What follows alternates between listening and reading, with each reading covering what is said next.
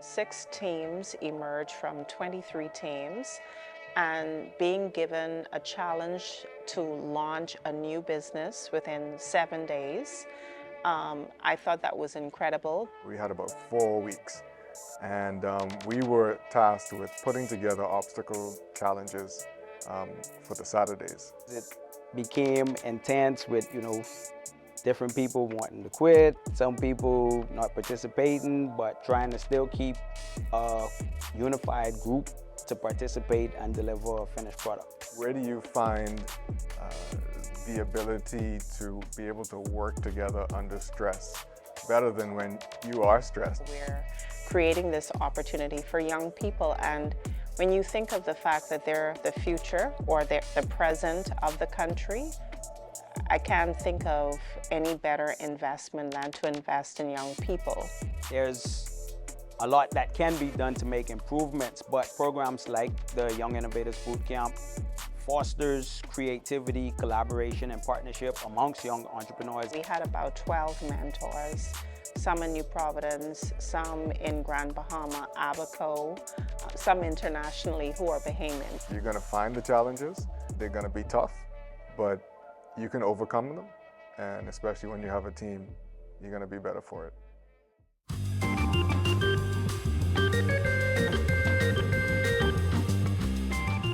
Welcome to the Young Innovators Initiative pitch competition entitled The Ultimate Challenge. I'm Bodine Victoria. Today, 6 teams, Teams Quantum, Microchip, Electric, Engine, Explorer, and Lightbulb compete for the opportunity to win between $5,000 and $15,000 in grand prizes to implement their team's business plan. But how did we get here? In quarter 1 of 2024, the SBDC, the Small Business Development Center's Access Accelerator, launched the Young Innovators Bootcamp, which attracted 492 young, innovative entrepreneurs representing islands from Abaco in the north to Inagua. 65% of those applicants came from the island of New Providence, with 35% representing the 13 other islands of the Bahamas. And tonight, joining us by web, we want to say that 2 of those finalists come from the islands of Long Island, and of course, we have another island represented. Now, there are 35 industries represented, with 64% of that 492 persons are women. That is a big thing to brag about for the SBDC. We would like to now acknowledge the executives of the Small Business Development Center, our judges and guests. Samantha Roll, Executive Director of the SBDC and her team. Gowan Bowe, Chief Executive Officer, Fidelity Bank and Trust. Byron Miller, the Vice President of the Teachers and Cooperative Credit Union. Rory Major, the General Manager of the New Providence Consumer Sales and Loyalty for Rev and Cable and Alive. Dwayne Wallace, the Manager and Consultant of Urban Island Communications. Siobhan Johnson, CISM, CISA Director, and Kevin McKinney, the Manager of Bank of the Bahamas. Welcome to the Ultimate Challenge. So I think the SBDC represents the best way to get started. My name is Nicole Johnson. I'm the owner of Jet Locker, and I'm a young entrepreneur through the Small Business Development Center. We're a freight forwarding company, and our lockers are open 7 a.m. to 10 o'clock p.m. And so they have a wide range of time to come and pick up, whereas they don't have to leave work or try to make it here on their lunch hour to collect their items. The advisors, they are knowledgeable. They try their best to connect you to the right people, whether it be from an accounting perspective, from a technical perspective, or whatever they find to be necessary to your business at the time. And so if you want to know more information about Jet Locker, you can visit us at our website, jetlocker.co, or you can also send us an email, hello@jetlocker.co. Island Souls Bahamas is a newly established Bahamian-owned manufacturing shoe company. I founded this business as I looked at the various stores locally. It was evident that the Bahamas heavily relies on imports, While bridging the manufacturing gap will be a generational project, Island Souls aims to be one of the many local companies leading the charge. Since I joined the SBDC, my journey has been filled with many success stories. Access to capital enables me to travel the world in search of becoming a certified shoemaker. From the windy cities of Chicago to the bustling streets of London to the fashion capital of the world, Italy, I was in search of the best and brightest in the footwear manufacturing industry. Today, with the assistance of SBDC, I am now a certified shoemaker specializing in the production of luxury footwear. Now it's time for me to explain the pitch guidelines. This is a competition, so we want to know which pitch has the most presence, passion, substance, and sustainability. Do these teams have what it takes to win? Here's what's expected by our judges. 2 representatives from each team will have a maximum of 5 minutes to present their collective business idea to a panel of judges. Each competing team must also defend that business model during an intense 10-minute question and answer period with the judges. Immediately after each pitch, the judges have 3 minutes to complete an online voting sheet with 10 evaluation criteria worth 10 points each. The first criteria is brand identity. Is the logo design or brand story engaging? And does it create an emotional connection with a diverse audience of local and global consumers? The second is business structure. Has each group established a viable business together? And does the business structure encourage the business's success? Number 3, authentic product. Is the product rooted in Bahamian culture, tradition, and nostalgia, and innovative enough to capture the interest of a global audience? Number 4, needs alignment. How closely aligned is the product and the identified market needs? Number 5, distribution channels. Innovative approaches to distribution that can enhance product accessibility and customer satisfaction must be met. Number 6, export potential. How is the product packaged? And what is the ease, cost, and speed of transport and the identification of specific international markets where Bahamian cultural products will be well received? Number 7, market positioning.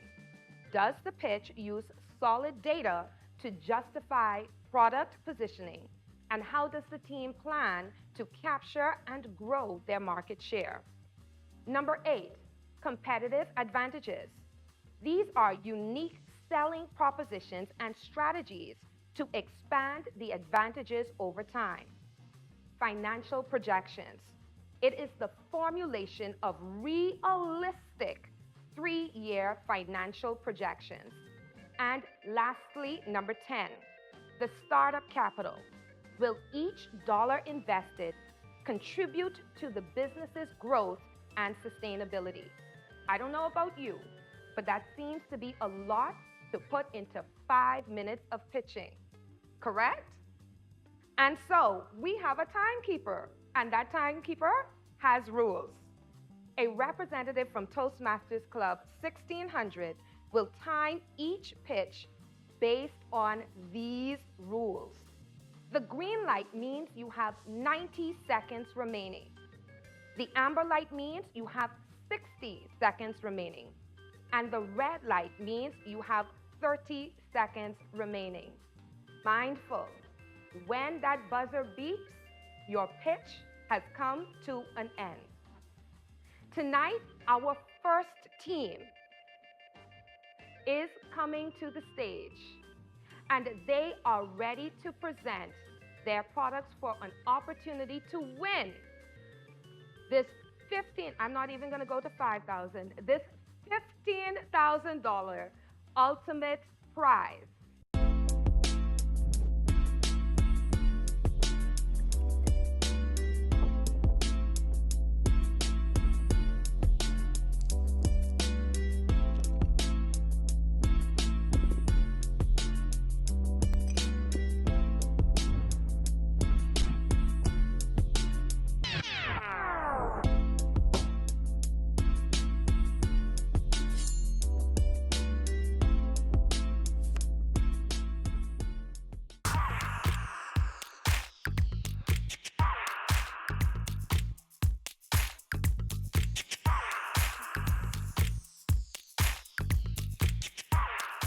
Ladies and gentlemen, prepare to embark on a flavor-filled journey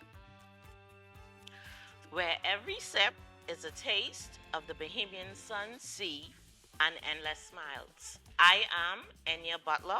And I am Shandia Munnings. Island Sips presents What You Drinking?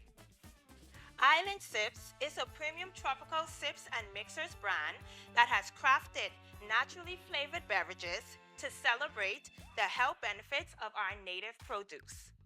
The company is a brainchild of Team Quantum. Our goal is to lead in manufacturing a Bahamian-made beverage that prioritizes wellness, sustainability, and cultural recognition. The legal structure is incorporated with 5 team members making up our board.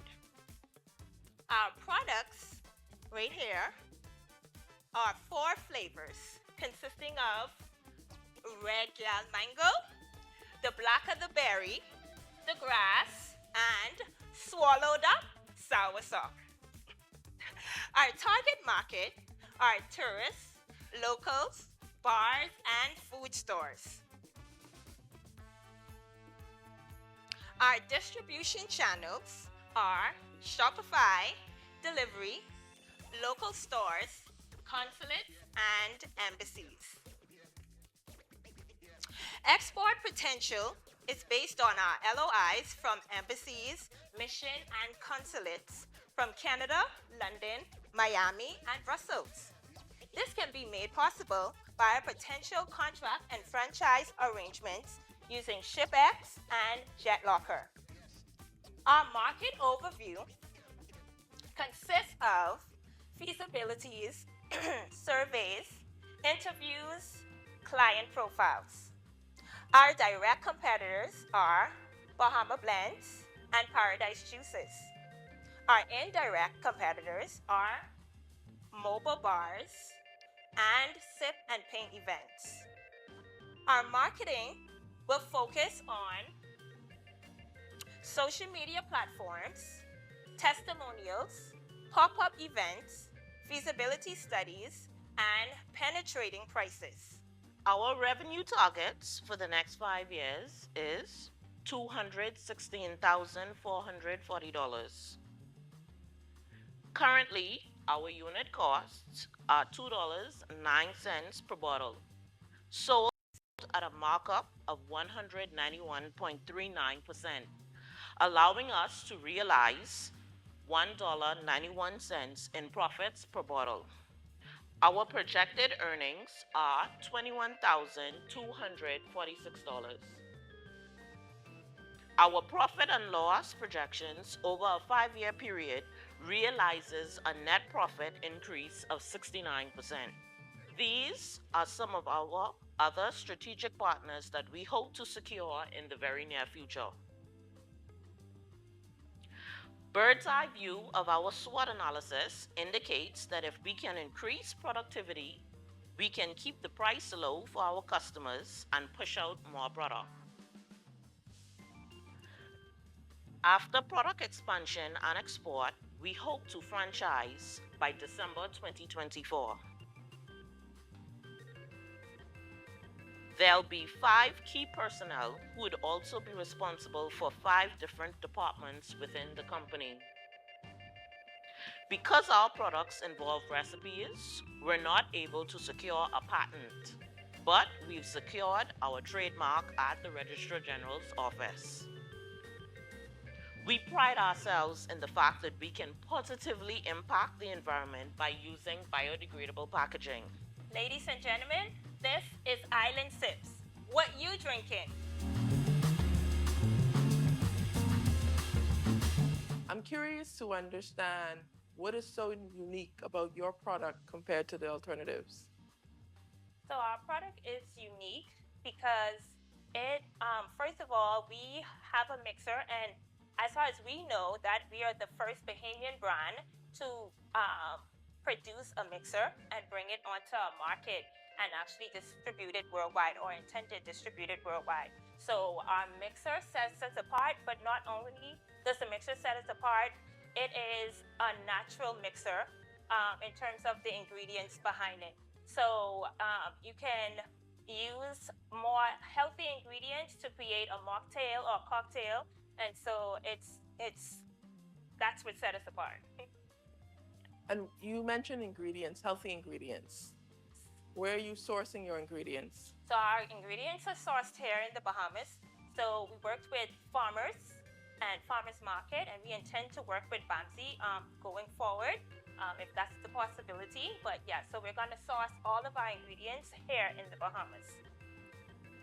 Thank you, Team Quantum. So my question is a follow-up to Samantha's question. Because you plan to export your product out of the country, right? Have you done any research as to what environmental protection agencies look for as it relates to products being imported into their countries? Do you see this as a possibility of a barrier to export? So as far as we know with our products, there is no barrier just because our product list is very small and everything in it is non-allergenic. So we shouldn't have any issues exporting. And also because we use lemon, which is a preservative, a natural preservative, when we do ship across the board, it can preserve our products for a lengthy amount of time. Yes. Thank you very much. So, James, Quantum, question for you. You talk about the export, and picking off that question, have you given consideration to perhaps exporting the raw material to foreign markets and building some sort of a collaboration with an entity abroad, say, for example, in the US, where they can bring your products together and reconstitute your product so that you're not faced with the export challenges? As of right now, I don't think that we have considered that. I don't think that we would want to do that because I think that it would take away from our Bahamian potential. We want to make our export market here in the Bahamas something that's attractive, and so I don't think that as of right now we want to partner with anyone globally, just because yeah, it's not going to benefit us nor promote the Bahamas like we would want. So do you think that you would have a good supply of product locally to keep your company? We are in the hurricane belt, and you know, soursop, for example, is a seasonal fruit. Yes. How are you going to hedge against issues of nature and ensuring that you have a supply of inventory to keep your business going? Yes, so that's a great question. So soursop is what you mentioned. Soursop, it has a season from June to October. And so what we think about doing, or what we're thinking about doing, is mass collecting a lot of the produce while it's in season, and then storing it as a parade and preserving it until the next year comes, and we will have some way to fall back on our production. Yes. Just quickly, when you think about the nature of it, it's a bit of a challenge in terms of you want the freshness, but then you need the shelf life in terms of moving. So looking at your manufacturing costs and thinking about the inputs. So you mentioned the natural elements in terms of the fruits, but in terms of the water, in terms of whether that is going to be purchased or that's going to be through its own development and purification, reverse osmosis, and then also to the matter that you raised with the preservatives, what is the balance? So I'll not overwhelm, but the first one is the manufacturing aspects in terms of plant and facilities, the inputs. So you mentioned one part being the fruits, but the other part being water, and then the other components that are there. How do you see those costs in terms of the upfront? Because it's quite an intensive production type industry that you're going into. And how do you see those production costs being defrayed by the cost, by the capital that you're looking to inject? Okay, so yeah, so going into the manufacturing and expanding into more of the water osmosis. I think it may hit us a little bit, but it will not impact us too much because water is a natural resource. We can start by just using filtrated water, and that's what we intend to do. And then if we have unsuspected increase of our products, we will put that towards increasing reverse osmosis for our water systems. And also, we are also looking to probably doing our own farms so that we do our own production in terms of farming and all of that stuff like that. That's something that is high on our minds as well. So we can get our own area and farm our items, and that'll make it easier, especially for the times where I mentioned about the hurricane and stuff like that. We can also become our own product people. And just quickly, how do you see a price point? Because ultimately, when we go into whether it's a food store, go into a specialty store, etc., I think you had a $4 price point. So when you look at that relative to your competitors, and those could be international as well as domestic, etc., what do you see in terms of the price elasticity and the ability to increase the price or have to further decrease the price? In starting up our project, that was one of the things Ms. Munnings and we kind of thought about. I am the finance, and I'm a stickler. I was making sure every penny were accounted for, and every penny we can get back.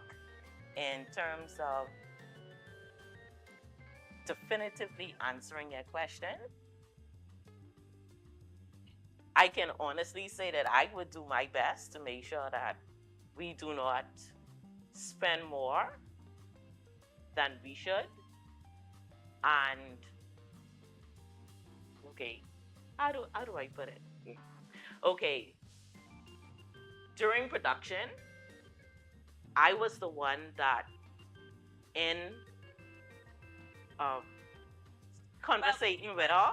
Yes. So we just knew that in the market we had to give a 1 point some increase on our product, on the product pricing. And so with that being said, to bring our product to market, we will make it more attractable and make people really love our product to the sense whereas they can't deny buying it. Also, we will do great marketing strategies, like we mentioned. Social media will push our product more, and we'll also be able to probably have influencers behind us to make it more appealing as well. But yeah, so increasing that market. So we'll try to do that. Our product will come somewhere. Increasing productivity. Yeah. So from a pricing perspective and elasticity, you feel that $4 is sufficient to turn the profit that you're looking for realistically? Realistically. And you don't see a need for having to increase your price to $6, $7 as the competition. Well, for me, I would say the mixers are marketable on its own. So for our mixers, we would increase our mixers. When you first start up a business, you definitely don't want to kill people. You want to bring something that's practical, get people familiar with the product. And so yeah, that's what we were thinking about. But for our mixers, we have 350 ml, that size, and then the regular mixers, that's what we have sold at $4. But the 350 ml mixers are actually $22 for those size. Yes. Good evening. Hello. Yes. Just a question. You talked about your team structure. I didn't hear a lot about the staffing required to produce your product. So can you talk a little bit about how do you pay yourself? Because you're keeping those numbers slim, but I'm trying to figure out how do you get paid? That is an awesome question. So we intend to start small first, and that means that we'll have to have less employees. And so like we mentioned, we only have 5 members on our team, and so paying each one of us, we would definitely try to take pay cuts for a little bit until we get our product out there, get persons familiar with it, and then we can see the increase on the other end. But we are definitely, we want to get our product out there first, and so that our name can grow, and then we can present something better for our team in terms of finances and increasing and doing better with paying out. And just two other questions on your product itself. Can you talk a little bit about how you assure the quality, no contamination, because you're talking about a very organic process in making your product. A lot of people are concerned about those type things. There's tons of food recalls. How do you assure quality? Have you sought guidance from agriculture about what you're required to do to ensure quality assurance of your product? So we will keep the same consistent amounts in all of our products. They're all made consistently with the same products. Also, we ensure to have one stable environment, making sure that all of when we produce our products, everything is in a sterile area and environment. We'll get health certificates to make sure that everyone knows that our team is fully secured to work around any type of products and pertaining to person's health. So our health courses and keeping up with our health certificates will be very important. And then our sterile environment, and then us keeping our product. Thank you. Ladies and gentlemen, give them a round of applause.